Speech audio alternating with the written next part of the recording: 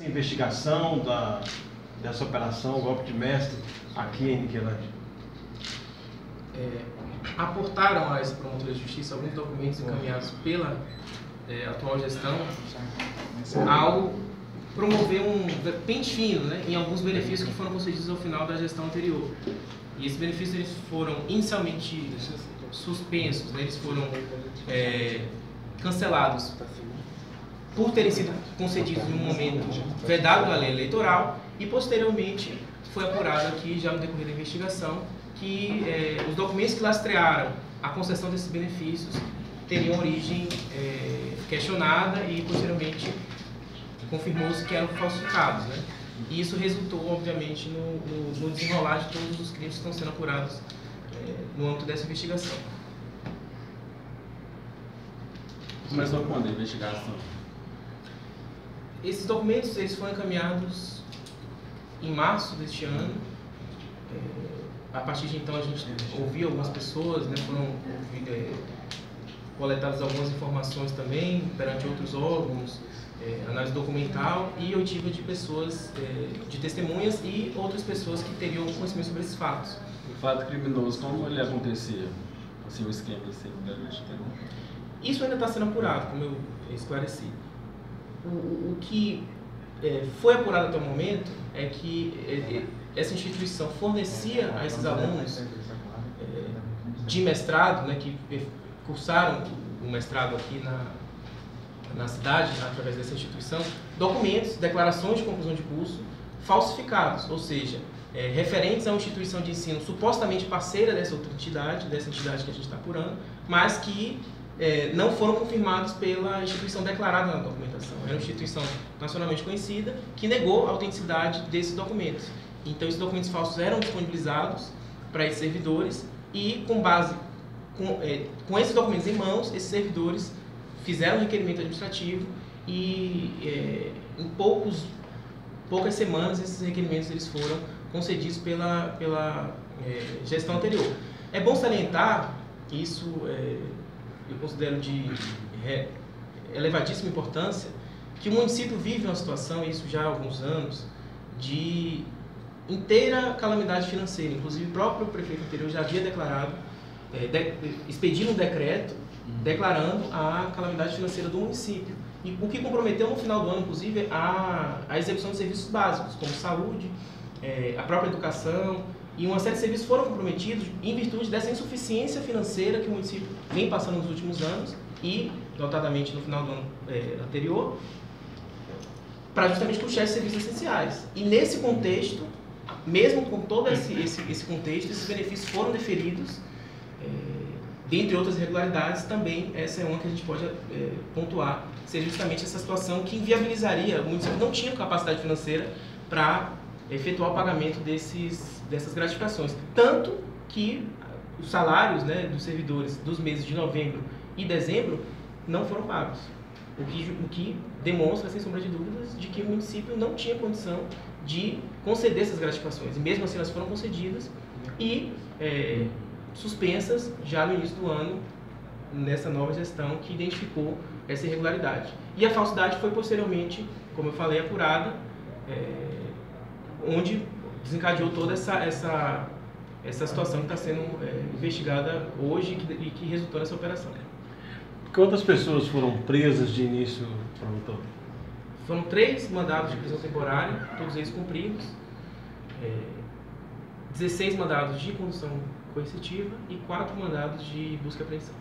Quais são as pessoas que foram envolvidas presas, sem citar não mais de instituições? Ex-secretário de Educação e...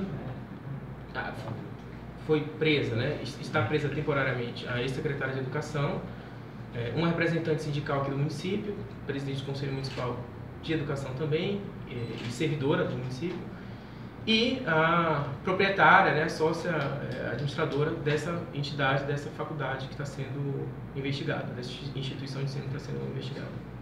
Qual o próximo passo agora, Ministério? A gente está na fase de terminar as oitivas, né? Foram muitas oitivas, como foi dito aqui. Analisar toda a documentação que foi apreendida, a gente tem um volume muito grande de documentos apreendidos, dentre outros diplomas possivelmente falsificados, né, documentos falsificados, envelopes, recibos de pagamentos, dinheiros, recibos de transferência, né? E uma série de documentos que foram apreendidos na instituição e na residência, né, de algumas dessas pessoas que foram objeto de mandado de busca e apreensão.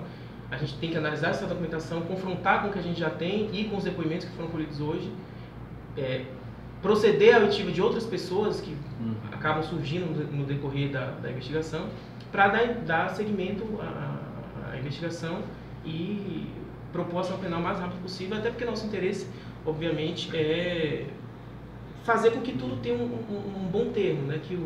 Que esse fato seja devidamente apurado, que as pessoas sejam responsabilizadas, isso é o principal, e que eventuais prejuízos ao erário ou a outras pessoas, porque a gente também não pode descartar que pessoas matriculadas, né, que cursaram nesta instituição também podem ser lesadas, estão sendo lesadas por essa entidade, para até mesmo possibilitar que, uma vez esclarecidos esses fatos, as pessoas possam correr atrás de seus direitos e obter eventual reparação, se assim entenderem cabível.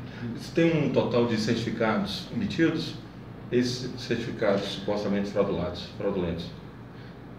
Nesse procedimento aqui, como eu falei, que resultaram nas gratificações que foram deferidas, foram 18, aqui em Niquelândia. Mas essas mesmas declarações, documentos muito semelhantes e provenientes dessa entidade, foram utilizados em outros municípios e também na Secretaria Estadual de Educação. Então, assim, a gente não tem como apurar quantos documentos foram emitidos pela faculdade, foram fornecidos por essa entidade para gerar benefícios indevidos. Então, isso a gente não tem como precisar até o momento. E os outros cursos dessa faculdade são atingidos também por essa... Se tornam falsos ou não, doutor? Essa é a informação que eu também não posso, eu não tenho como presumir de antemão que todos os cursos provenientes dessa entidade são fraudulentos ou, enfim. Como eu falei, isso vai ter que ser apurado. É imprescindível que as pessoas, obviamente, que cursam, né, que são matriculados nessa entidade, obviamente avaliem o curso, o contrato de prestação de serviço, se está sendo cumprido da maneira adequada.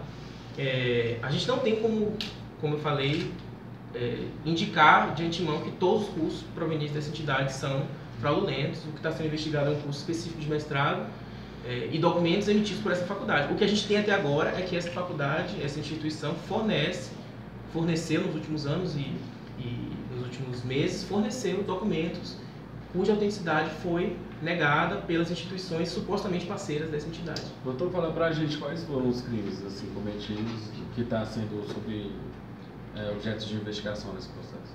Até o momento, os crimes que estão sendo apurados são associação criminosa, tendo como principais responsáveis, né, principais suspeitos, as pessoas que foram objeto de prisão temporária, que envolvem, no caso, a ex-secretária, a proprietária dessa instituição e a representante sindical dos professores, né, da categoria dos professores aqui da cidade.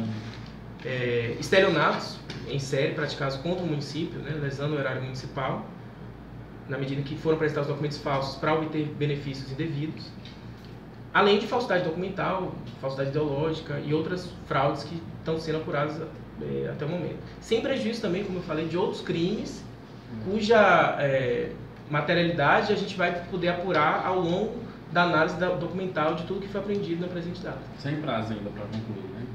A gente espera que nos próximos dias a gente já possa formar um juízo mais concreto sobre tudo que foi apurado no decorrer dessa operação. Ouvir quem tiver que ser ouvido, complementar algumas diligências para já nos próximos dias, próximas semanas, concluir as investigações. Comprovada a culpa do servidor público, quais seriam as punições?